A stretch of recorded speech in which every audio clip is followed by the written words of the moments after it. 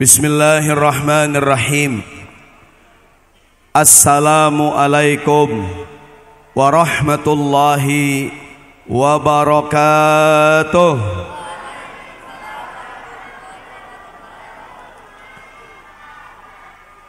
Alhamdulillah, alhamdulillah, alhamdulillah, thumma alhamdulillah. Alhamdulillahilladzi arsala rasulahu bil huda wa dinil haqq liyuzhirahu 'alad dini kullihi wa kafa billahi syahida. Wassalatu wassalamu ala sayyidina wa habibina wa syafi'ina wa maulana Muhammadin wa ala alihi wa ashabihi wa junudihi wa ansarihi ila yaumiddin. Qala Allah Ta'ala fil Qur'anil Karim, a'udzu billahi minasyaitonir rajim. Bismillahirrahmanirrahim. Wa qalu subhanaka la ilma lana illa ma 'allamtana innaka antal alimul hakim. Wa qala ta'ala bismillahirrahmanirrahim. Falladzina amanu bihi wa 'azzaruhu wa nasaruhu wattaba'un nural ladzi unzila ma'ahu ulaika humul muflihun. Wa qala Rasulullah sallallahu alaihi wasallam la ayyahdiyallahu bika rajulan wahidan khairul laka min humurin na'am. Sadaqallah wa sadaqa Rasulullah sallallahu alaihi wasallam. Yang sama-sama kita hormati, kita muliakan, kita doakan sehat, panjang umur, penuh keberkahan. Yang pertama, orang tua kita, guru kita Al-Habib Hud bin Muhammad Bagir Al-Atos, sehat, panjang umur, berkah, dijauhkan dari segala musibah dan mara bahaya. Guru kita, orang tua kita Al-Habib Abdullah bin Husain Al-Atos, semoga sehat, panjang umur, diberikan keberkahan rezeki oleh Allah Subhanahu wa taala. Al-Habib Ahmad bin Ali As-Segaf, Al-Habib Toha bin Ali As-Segaf yang telah menyampaikan tausiah kepada kita, semoga perjalanan diberikan kemudahan. Insyaallah yang akan juga hadir bersama kita Habib Gais, yang mudah-mudahan dalam perjalanan menuju tempat ini. Orang tua kita, guru kita yang terhormat yang mulia Bapak Kiai Haji Salim Nai Matanol Bituli Hayatihi, Bapak Kiai Haji Nurman Syah Abdullah, dan semua para asatizah, para kiai, para guru. Mohon maaf tidak disebutkan semuanya yang hadir di malam hari ini. Mudah-mudahan para guru-guru kita, para habaib diberkahi Allah, dijauhkan dari segala fitnah dan dimudahkan, diberkahkan hidupnya. Amin ya rabbal alamin. Habib, saya mohon izin, saya merasa nggak pantas sebenarnya nih. Saya mohon izin, kalau ada yang bengkok tolong dilurusin. Ini ceramah judulnya, pakai judul ya. Ini masjidnya Al Hidayah, ceramahnya Asbabul Hidayah. Karena tugas kita mencintai Nabi, di antara bukti kita cinta kepada Nabi melanjutkan perjuangan beliau sallallahu alaihi wasallam. Rasulullah sudah meninggal dunia, namun mudah-mudahan semangat dakwahnya kita lanjutkan. Juga yang kita hormati, kelupaan Ketua DKM, orang tua kita Bapak Haji Saifullah. Mana Pak Haji Saifullah? Lagi bungkusin berkat mah. Saifullah, yang mudah-mudahan juga diberikan kemudahan. Semua panitia. Gini hadirin, di awal tadi saya menyampaikan sebuah hadis dari baginda Rasul sallallahu alaihi wasallam. Beliau mengatakan la ayyahdiyallahu bika rajulan wahidan khairul laka min humurin na'am.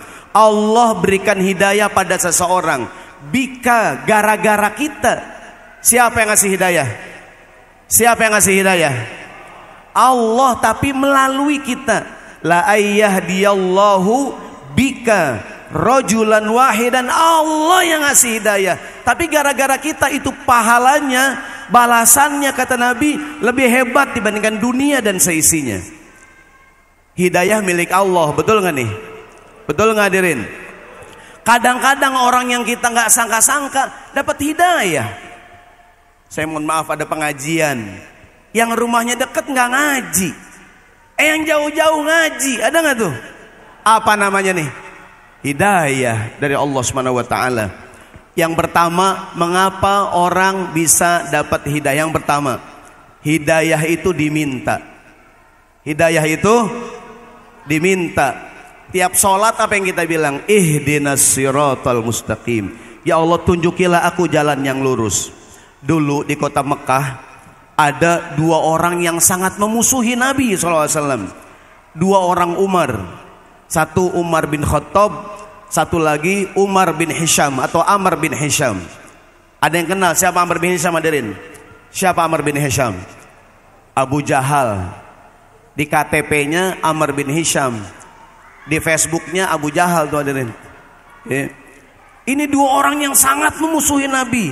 Nabi ngapain? Nabi doain, Allahumma a'izzal islama bihahdil umarain. Ya Allah, berikanlah kemenangan, kejayaan Islam dengan Islamnya Umar nih. Kalau nggak Umar bin Khattab atau Amr bin Hisham, qadarullah, Allah berikan hidayah kepada Sayyidina Umar. Kalau ditanya kenapa Sayyidina Umar bisa Islam, yang pertama asbabnya didoain sama Nabi. Maka kalau kita ngelihat ada orang yang belum mau sholat, belum mau ngaji, kita apain, hadirin? Doain. Pernah Nabi berdakwah ke kampung Taif. Nabi ke Taif ditolak apa diterima? Ditolak Nabi ke Taif. Dilempari batu, mohon maaf, dikatain majnun, luar biasa, diusir Nabi Sallallahu Alaihi Wasallam. Singkat cerita, beliau lari, ada kebun anggur. Nabi istirahat. Betul ya, Beb ya?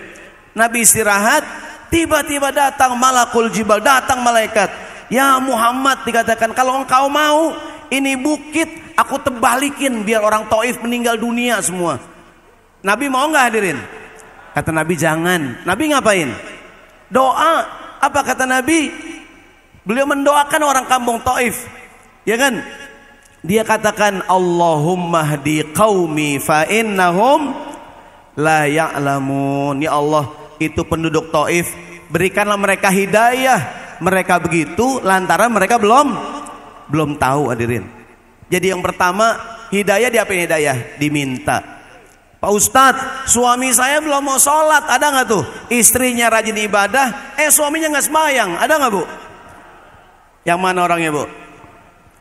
Oh, nggak datang.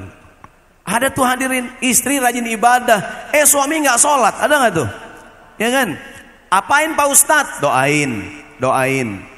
Ada sahabat Abu Darda bilang begini, al muslimu yughfaru lahu wa huwa naimun. Orang yang beriman, dalam kitab Al Adabul Mufrad Imam Bukhari, al muslimu yughfaru lahu wa huwa naimun. Kata Abu Darda, orang Islam lagi tidur, dosanya diampunin oleh Allah Subhanahu wa taala.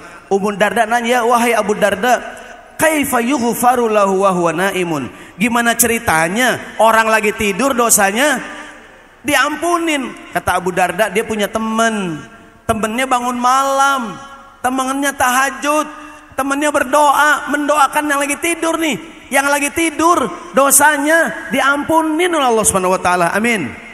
Istri, Bu, suami lagi tidur nih, lagi tidur, dia ngorok capek, gitu kan. Istrinya bangun malam, didoain suami, Allah suamiku, semoga dia sadar, dia mau ibadah. Yang ngorok makin kenceng, waduh, diampunin kayak begitu. Kata Abu Darda, al muslimu yughfaru lahu wa huwa naim.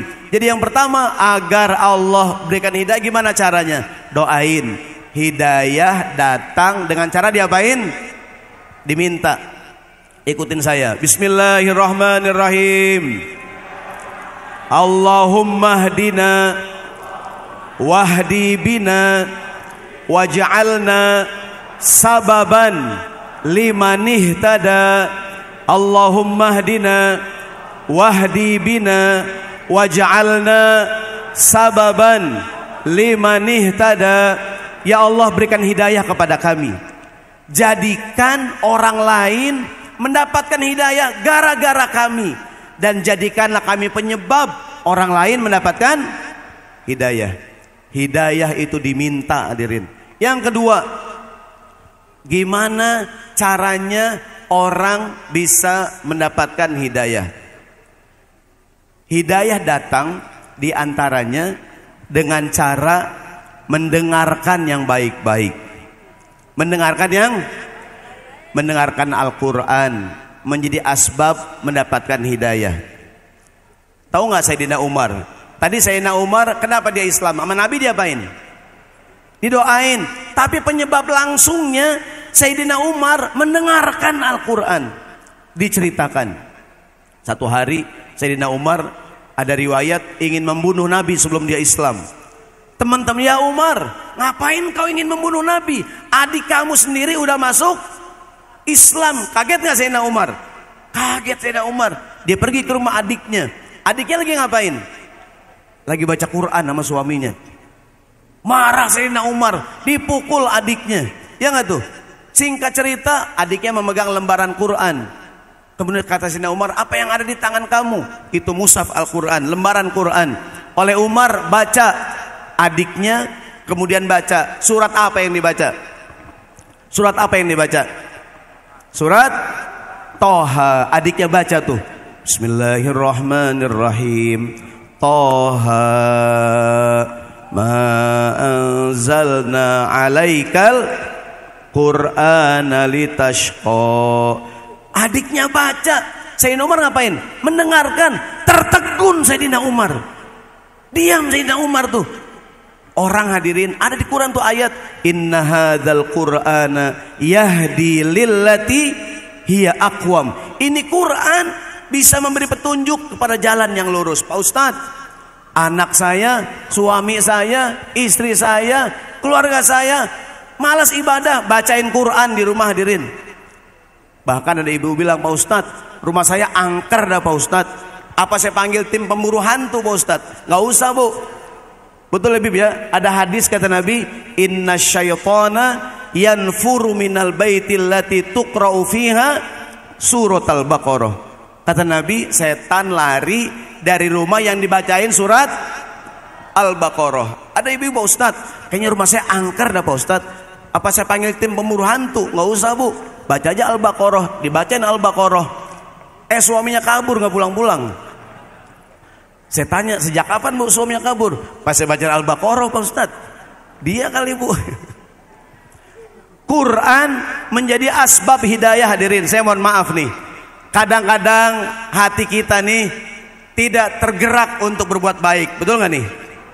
Ustadz, gimana cara meningkatkan iman? Baca Quran, dengerin Quran. Innamal mu'minuna alladzina idza dzukirallahu wajilat qulubuhum wa idza tuliyat alaihim ayatuhu zadatuhum imanan. Baca Quran, dengerin Quran menyebabkan hidayah nambah hadirin. Singkat cerita, Sayyidina Umar adiknya baca Quran, surat Toha. Kaget Sayyidina Umar, lemes hadirin. Dia minta ditunjukkan di mana Nabi Muhammad berada. Ditunjukin, singkat cerita, ketok pintu rumah Nabi, lagi kumpul dengan para sahabat. Sahabat ngintip hadirin, ketakutan. Kenapa? Umar hadirin. Kan Sayyidina Umar galak tuh. Ya enggak? Saya kebetulan punya anak namanya Umar. Pas lahir, mertua saya nanya, Beb, anak lu siapa namanya? Umarnya. Lu gak takut bandal katanya. Begitu. Mungkin orang kalau dengar nama Umar kan gagah ya. Ya kan? Singkat cerita, begitu Sayyidina Umar ketok pintu, sahabat gak ada yang berani buka. Nabi yang buka. Dan Umar menyatakan Islam di hadapan Nabi. Apa penyebab beliau Islam? Gara-gara mendengarkan Al-Quran hadirin. Bapak kalau buka YouTube, di YouTube tuh, di Eropa, di Inggris, di Amerika, itu banyak dakwah on the street, dakwah di jalanan. Ada challenge, ada tantangan. Banyak orang-orang non muslim di Eropa ditantang untuk mendengarkan Al-Quran. Ada yang pernah nonton nggak hadirin? Ada ya, jadi di jalanan gitu, dikasih headset, diminta mendengarkan apa tanggapan mereka begitu tuh. Tidak sedikit yang tertegun hadirin mendengarkan bacaan Al-Quran. Ini mudah-mudahan anak-anak kita rajin baca Quran nih, ya kan? Kan zaman sekarang keseringan dengerin lagu, dengerin musik ya. Dengerin Quran bagus, dengerin Quran menjadi asbab hidayah, betul nggak tuh? Dan mudah anak-anak nih pada rajin, bukan cuma baca, namun juga semangat menghafal Quran. Sekarang Bu, banyak anak kecil ngafal Quran, banyak nggak nih? Kan kalau anak-anak ngafal Quran gampangan ya, betul nggak hadirin? Kalau umur-umur udah tuaan dikit, kadang-kadang susah tuh. Ya, orang tua nih ngapal Quran, dapat ngapal 2 ayat, lihat cewek cakep hilang 3 ayat. Ada nggak godaan ini? Kalau anak-anak masih kuat nih ya, masih kuat nih. Ada tantangan tuh banyak tuh di YouTube tuh orang Eropa diminta mendengarkan Al-Quran. Saya sempat ada video pendek tuh di Spanyol kalau nggak salah tuh. Ada orang Spanyol, orang tua, udah tua tuh. Dia lagi jalan di toko, ada toko orang Arab di Spanyol. Toko orang Arab nyetel Quran. Ini orang Spanyol, orang tua, dia tertegun mendengarkan Quran. Dia tertegun, dia masuk ditanya dalam bahasa Spanyol ya. Dia bilang begini. And cry gitu. Dia bilang, ini apaan gitu. Ya kan? Ini apaan? Dia bilang ini Al-Quran. Singkat cerita, menangis tuh mendengarkan Al-Quran. Jadi yang kedua, gimana caranya agar hidayah turun? Dengan cara mendengarkan yang baik-baik hadirin. Mendengarkan Quran. Bahkan silakan cari di Google tuh. Banyak orang masuk Islam gara-gara mendengarkan azan. Ada nggak tuh? Banyak tuh ceritanya. Orang masuk Islam gara-gara mendengarkan azan hadirin. Maka mohon maaf ya, jangan marah nih ya. Maka yang azan, yang suaranya bagus hadirin. Ya, supaya orang tertarik gitu. Ya enggak? Orang suaranya azan nih. Ada salah seorang penyiar bola di RCTI itu. Ada beritanya tuh. Kalau nggak salah namanya Tio Nugroho. Tau nggak Tio Nugroho? Presenter bola di RCTI itu. Dia Islam gara-gara dia pulang siaran di RCTI. Liga Champion jam 3 pagi. Jam 3, jam 4 dia pulang. Dia di mobil dengar suara azan subuh. Dia tertegun waktu itu. Singkat cerita, beliau menemui Kiai Ma'ruf Amin sebelum jadi presiden. Tahun 2020 kalau nggak salah, apa 2019 gitu. Dia pulang siaran mendengar suara azan. Dia tertegun, dia temui Kiai Ma'ruf Amin dan kemudian menyatakan Islam gara-gara mendengarkan azan hadirin. Maka yang azan yang bagus hadirin, jangan marah ya. Ini kadang-kadang yang azan ya begitu ya. Ya kan? Kadang orang udah tua, ini anak muda subuh bangun hadirin subuh. Ini kadang orang tua azan ya. Allahu Akbar. Ya tuh yang dengar langsung ngantuk hadirin. Yang azan yang bagus agar jadi penyebab datangnya hidayah. Saya tinggal di Kemang Utara hadirin. Banyak cerita di Kemang Selatan tuh. Banyak rumah-rumah di sana sama orang barat hadirin, orang bule itu. Tidak sedikit mereka mendapatkan hidayah gara-gara sering mendengarkan suara azan hadirin, suara azan. Jadi yang kedua, hidayah datang dengan cara sering mendengarkan hal yang baik-baik. Tahu nggak anak muda? Ada YouTuber Korea masuk Islam gara-gara dengerin sholawatannya grup Nisa Sabian tuh. Itu ada qasidahan ya. Itu YouTuber Korea tuh. Dia awal sering dengerin lagu Maulana ya Maulana ya sami' du'ana Maulana ya sami' du'ana. Itu beritanya tuh dia sering dengerin. Masuk Islam hadirin gara-gara mendengarkan yang baik-baik. Yang ketiga, asbab hidayah. Kenapa orang bisa dapat hidayah? Akhlak yang mulia. Orang di zaman Nabi Sallallahu Alaihi Wasallam banyak banget para sahabat Islam, diantaranya lantaran kemuliaan akhlak Rasul Sallallahu Alaihi Wasallam. Ada berita di Yogyakarta ada mahasiswi perempuan asal Jepang. Dia kuliah S3 di Yogyakarta. Dia punya teman-teman orang Islam di Yogyakarta. Singkat cerita, ini perempuan Jepang ngambil S3, dia Islam. Dia ditanya, kenapa kamu masuk Islam?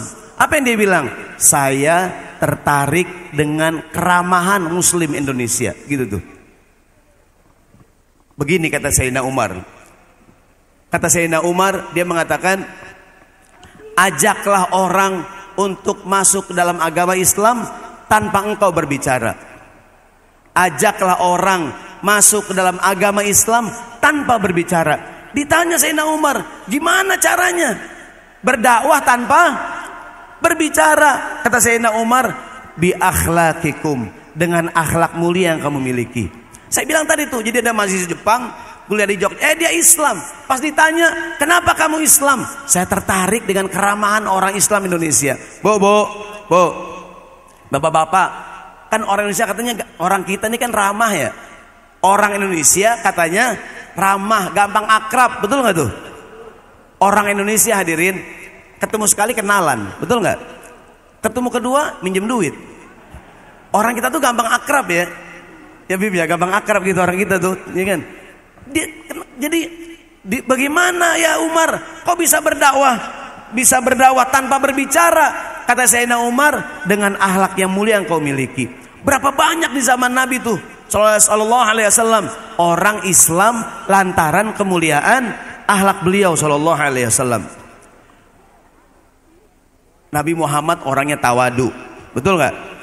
Nabi orangnya, beliau bilang begini kata Nabi, sahibu syai'i ahaqqu bi syai'ihi illa ayyakuna dha'ifan fayu'inu alaihi akhuhul muslim. Ini contoh tawadunya Nabi. Beliau mengatakan sahibu syai'i ahaqqu bi syai'i, yang punya orang kalau punya barang lebih pantas bawa sendiri barang yang dia punya. Jadi kalau dia punya barang tentengan tuh, kata Nabi paling pantas dia bawa sendiri, kecuali barangnya berat. Boleh nggak temannya nolongin hadirin? Tolongin begitu tuh, ya kan? Ada riwayat Rasulullah SAW kalau beliau bawa barang, sahabat berebutan pengen bawain, tapi kata Nabi nggak usah. Yang punya barang lebih pantas bawa barangnya. Begitu hadirin. Saya pernah pulang maulid, dikasih berkat sama panitia, saya bawa begitu tuh. Anak-anak remaja membawain Bib.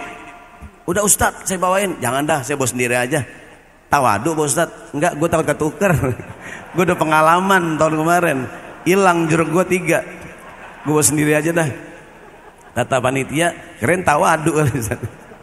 Nabi tawadu. Ada cerita sahabat namanya Sa'ad bin Qais bin Sa'ad, maaf. Nabi lagi naik onta.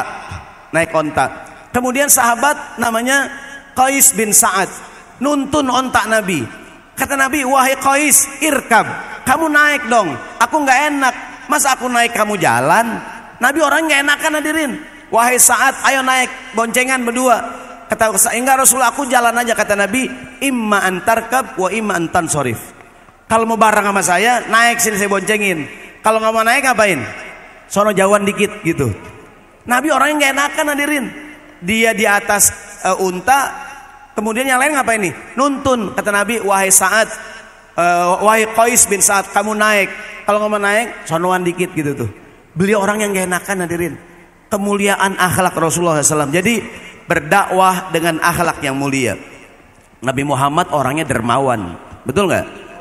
Nabi orangnya, dalam kitab Riyadhus Shalihin ada kepala suku, kepala kampung dikasih hadiah sama Nabi. Ada ghanaman baina jabalain, ada kambing, ada bukit, ada kambing banyak. Kata Nabi, untuk kambing semua hadiah buat kamu. Ini kegirangan dia nih. Dia pulang kampung, ya qaumi aslimu, wahai kaumku Islam enak. Fa inna Muhammadan yu'ti atau aman la yakhshal faqra. Nabi Muhammad orangnya kalau ngasih kayak orang nggak takut miskin, begitu tuh. Berdakwah dengan kedermawanan. Bahkan orang Arab bilang begini, as-sakha'u dafanun lil uyub. Kedermawanan itu penutup segala aib. Orang biar kata tampangnya pas-pasan hadirin, kalau dermawan temennya banyak, betul nggak tuh? Ada nggak orang tampang pas-pasan hadirin? Kue cucur anget-anget, tampangnya hancur banget hadirin. Tapi dermawan nih hadirin, banyak nggak temennya tuh? Dermawan tuh, kedermawanan. Kata Imam Syafi'i, beliau bilang begini, wa in kathurat uyubaka fil baraya wa sarraka ayyakuna laka ghita'un tasattar bis sakhai fa kullu aibin yughatihi kama qila sakhau. Kalau engkau punya banyak kekurangan, kata Imam Syafi'i, dan kamu ingin menutupinya, tutupilah dengan sikap dermawan. Karena konon katanya sifat dermawan menutupi segala aib. Betul nggak hadirin? Kita nih arisan keluarga jarang datang, kumpul keluarga jarang hadir, tapi keluarga susah kita tolongin, pinjemin duit, bantuin. Walaupun kita jarang datang, keluarga sama kita sayang nggak hadirin? Kenapa sayang? Karena kita dermawan hadirin. Ini kadang-kadang udah arisan kagak datang, kumpul kagak hadir, pelitnya pelit banget hadirin. Ada nggak tuh susah nutupinnya tuh? Jadi berdakwah dengan akhlak yang mulia. Mudah-mudahan yang ada di sini nih senang bersedekah. Amin. Sering saya bilang terutama buat orang tua hadirin. Yang masih punya orang tua, mudah-mudahan kasih hadiah sama orang tuanya. Semua orang tua senang kalau anak ngasih hadiah. Betul nggak nih? Betul nggak nih? Ada bilang begini, Pak Ustadz, ibu saya tat sebagai duit nangis tat. Ada nggak ibu bagi duit nangis hadirin? Kenapa nangis? Iya, dia terharu lebih pada kurang hadirin. Kata emaknya udah 3 tahun kagak ngasih gocap. Yang namanya orang tua, mohon maaf ya, yang masih punya orang tua nih, ya kan, wal mar'u madama hayyan yustahanu bihi wa ya'zumur ruzu fihi hina yuftaqadu. Seorang selagi hidup kadang disia-siakan. Sangat besar musibah yang kita rasakan manakala mereka sudah tidak ada. Punya orang tua enak nggak hadirin? Punya orang tua enak nggak nih? Tidak ada orang yang paling sayang sama kita kecuali orang tua kita. Betul nggak? Tidak ada orang yang paling sayang sama anak kecuali ibu-ibu sama anak. Sayang nggak bu? Sayang nggak bu? Kadang-kadang saking sayang ibu-ibu sampai lupa kalau tuh anaknya. Nong neng nong neng nong neng. Ini anak siapa? Tuh anak dia padahal tuh. Ibu-ibu kalau ngaji dibagiin kue di kotak kagak dimakan. Diapain bu? Bawa pulang. Buat siapa tuh? Saya ingat zaman dulu almarhumah ibu kita ya, dulu orang tua saya Beb. Kalau ngaji bawa sapu tangan, bawa selampe. Buat ngelap keringat kalau gerah, ngipas-ngipas kalau panas ya. Kadang pilak-pilak dikit tuh, ya nggak tuh? Terakhir selampe buat apaan tuh? Bungkus kue. Ya nggak tuh? Pas pulang kita makan, mak asin banget mak. Udah nyampur sama keringat gua gitu katanya tuh. Ya gak?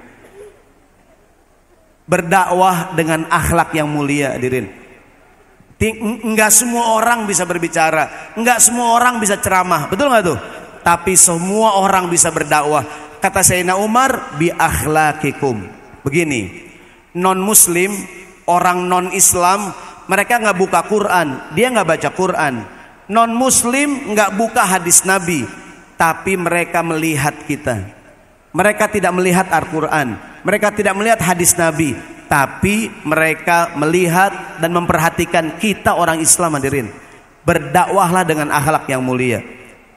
Berdakwah dengan akhlak yang Nabi Muhammad orangnya tawadu, rendah hati. Nabi Muhammad tawadu. Diriwayatkan dalam kitab Riyadhus Shalihin yang cerita Anas bin Malik. Kata Anas, kanat naqatu Rasulillah sallallahu alaihi wasallam al-adba. Kata Anas, ontak Nabi namanya al-adba. Ontak Nabi nggak pernah dibalap, nyaris tidak yang pernah balap ontak Nabi. Mungkin karena ontanya larinya kenceng, atau karena Nabi yang lain nggak berani balap hadirin, ya nggak tuh? Kayak kita, ya nggak Pak? Di depan ada motor Pak Kiai, kita di belakang. Apa yang kita bilang? Nih kalau bukan Pak Kiai gue balap juga nih. Ya hadirin. Kata Anas, Nabi ontanya nggak pernah kebalap. Nabi tuh kalau punya barang dikasih nama. Pedang Nabi ada namanya, perisainya ada namanya, ya kan? Tanda orang cinta pada barang yang dia punya dikasih nama hadirin. Ontak Nabi ada namanya, ada kuswa, ada juga al-adba. Kayak zaman sekarang, ada nggak orang punya kucing dikasih nama? Ada nggak hadirin? Kucing dipanggil tuh, Roni. Wah, nama saya hadirin tuh, gitu ya. Kata Anas, ontak Nabi larinya kenceng, nggak ada yang bisa ngebalap ontak Nabi. Satu hari jaa a'rabiyun, datang orang Arab dari gunung, dari kampung, masuk ke kota Madinah, fasabaqoha, dibalap ontak Nabi. Fasyaqqa dzalika al-muslimin. Sahabat merasa nggak enak hadirin, berani-beranian ontak Nabi dibalap. Nah kita nggak pernah balap, gitu kira-kira. Nabi ngeliat Nabi. Apa kata Nabi? Hakun 'alallahi alla yartafi'a ahadun min fid dunya illa wada'ahullah. Tidak ada orang yang menyombongkan diri di dunia kecuali direndahkan oleh Allah Subhanahu wa taala. Ini mudah-mudahan ini malam kita memperingati Maulid Nabi kita Muhammad SAW. Rasulullah udah nggak ada, tapi semangat berdakwah kita lanjutkan. Yang pertama, orang dapat hidayah dengan cara doain hadirin. Kalau ada orang belum ngaji, doain. Yang kedua, hidayah datang dengan cara apa tadi? dengan cara dengerin yang baik-baik, dengerin Quran, dengerin salawat, dengerin ceramah para ulama. Yang ketiga, hidayah datang dengan cara akhlak yang mulia, akhlak yang baik. Hadirin, tadi saya tambahin yang keempat, berdakwah dengan berbagi. Dengan Nabi Muhammad hartanya habis digunakan buat berdakwah. Mudah-mudahan semangat berdakwah kita miliki, dan malam hari ini kita mendapatkan banyak keberkahan bersama guru-guru kita para habaib. Semoga Allah mengumpulkan kita di dunia dan insya Allah berkumpul lagi di surganya Allah Subhanahu wa taala. Demikian, mohon maaf para habaib, para guru-guru, mohon maaf. Assalamualaikum warahmatullahi wabarakatuh.